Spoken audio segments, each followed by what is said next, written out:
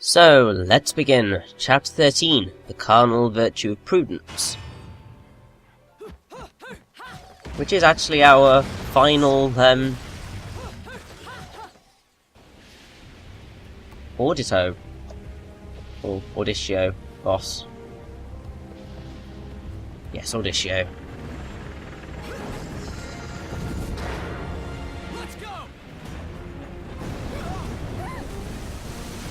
Oh dear, it's never simple, is it? It's okay, little one. I'll be right back.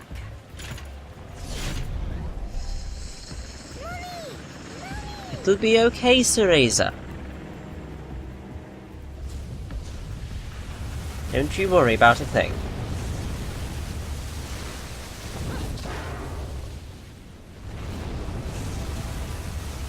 And here we have Sapientia. Music is Sapientia enters A, and then we will have, in a second, Sapientia enters B.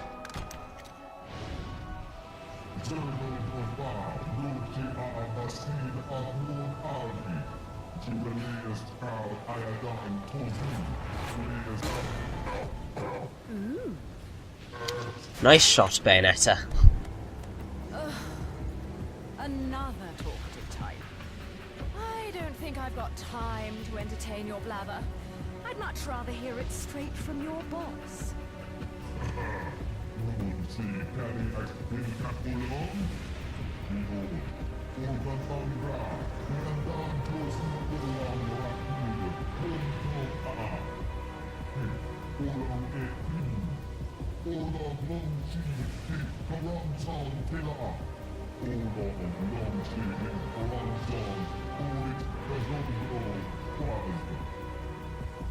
The witch hunts.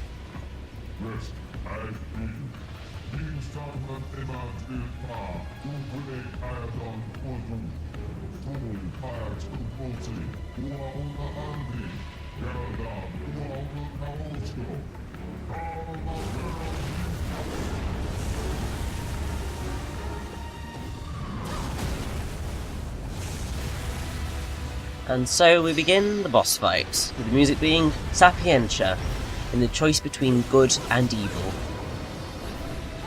Now, Sapientia, the word comes from sapience, which basically means wisdom, discernment, or memory, which is essentially being prudent. So, I mean, that's pretty much why it's all about the evaluation of Bayonetta with Sapientia here. Now, remember the blast right at the airport before we go into Chapter 12? Well, initially that was going to be, well, it was meant to be, Sapientia was meant to be the cause of that blast, and it was meant to be, he was meant to be clearly the cause of that blast.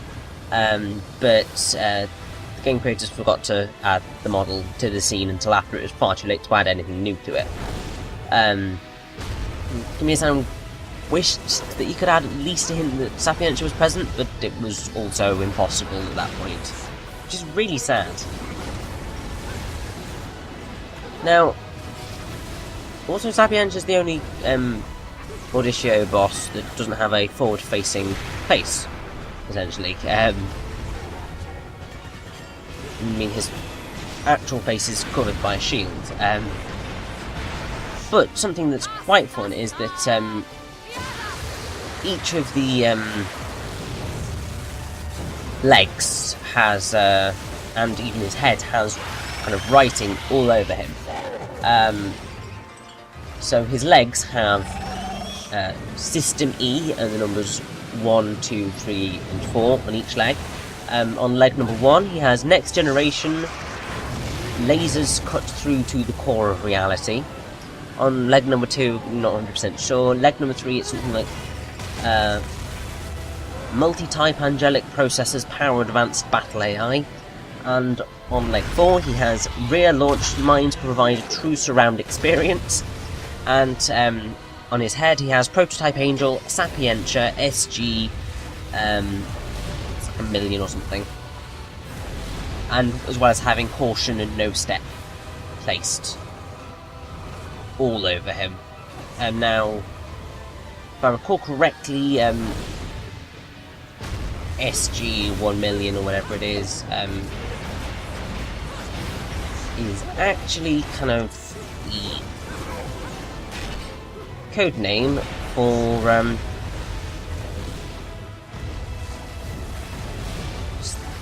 Sega Saturn, I believe.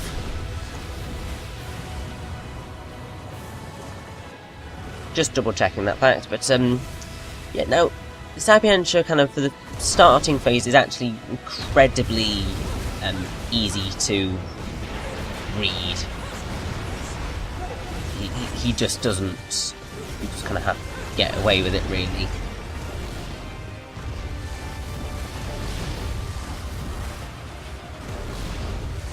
Okay, no, so basically, System E is the arcade version of the Sega Mark III, which was the Master System, which I believe was also yeah, my classic Sega games are very kind of poorly thought out.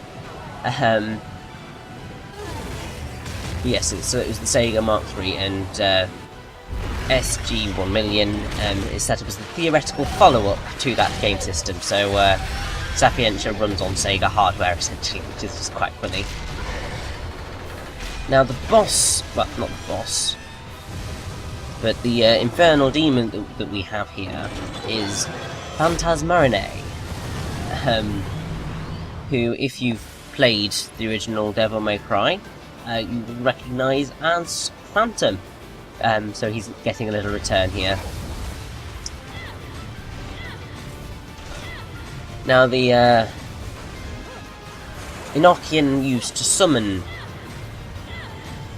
Phantasmarine is apparently Yazazaz Piaraf, which is framed in the depth of my jaws.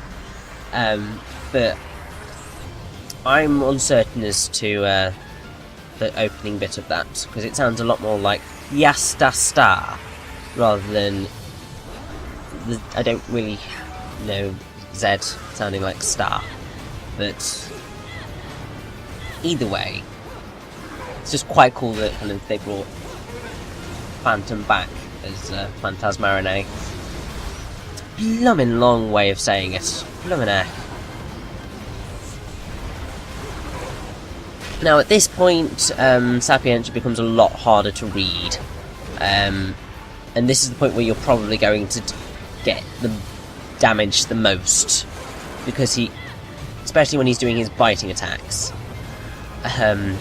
But if you have Kilgore equipped, or kind of having Tetsunanko, you can get kind of a decent attack on him, even though, well, just from a distance, which is very, very, very helpful.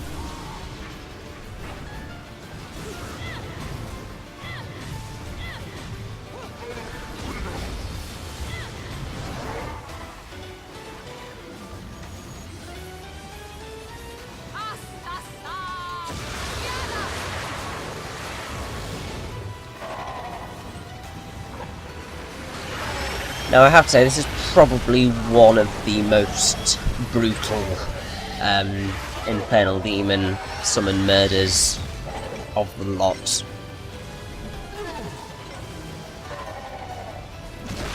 Can you just... oh gosh. He's literally getting torn limb from limb. Oh, whew.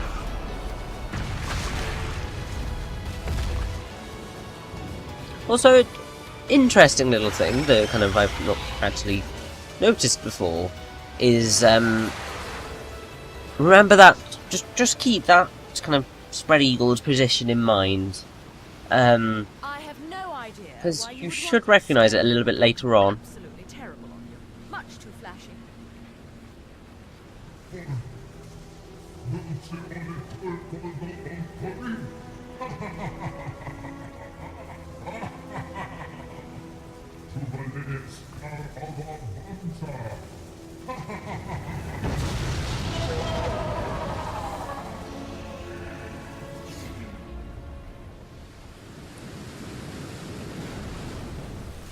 And so that's Sapientia done and dusted. Welcome aboard, Cheshire. Oh, fucking hell! Language, Luca. I told you I'd be right back. Shouldn't you be, you know, flying this thing? I'm a bit occupied at the moment. Oh, it's never simple, is it?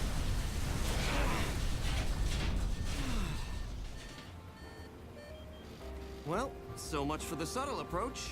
You might as well have speakers on this thing blaring Ride of the fucking Valkyries.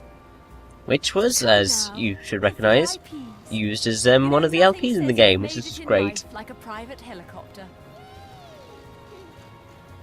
Then welcome aboard Air Luca, Flight 001.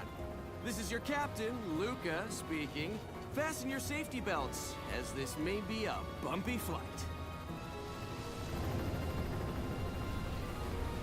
And so, we begin our journey over to the Isla del Sol.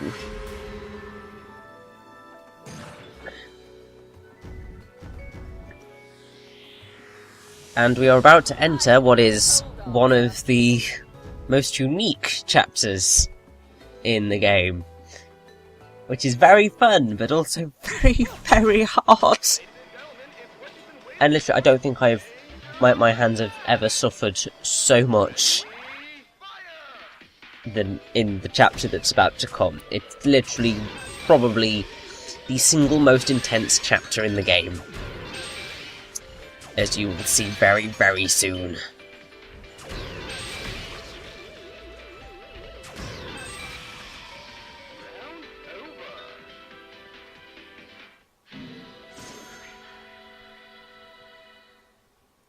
So, let's move on to chapter 14.